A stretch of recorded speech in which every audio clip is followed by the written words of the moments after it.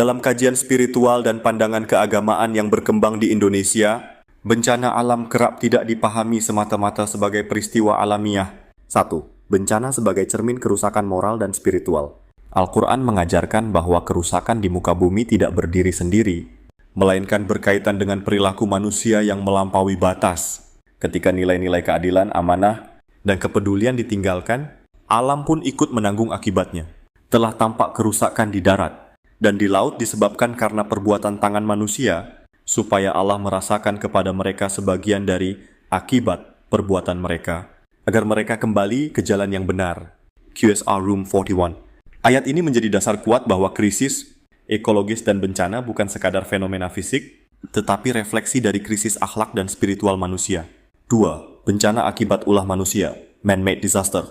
Dalam konteks Indonesia, banyak bencana diperparah oleh kesalahan manusia, penggundulan hutan, perusakan sungai, eksploitasi tambang, dan pengabaian tata ruang.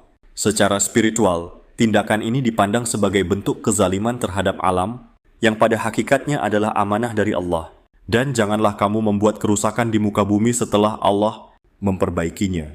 QS Al-A'raf 56. Kerusakan lingkungan bukan hanya pelanggaran teknis, tetapi juga dosa ekologis, karena manusia telah keluar dari peran sebagai khalifah yang menjaga keseimbangan. 3. Tobat dan kembali ke harmoni ilahi.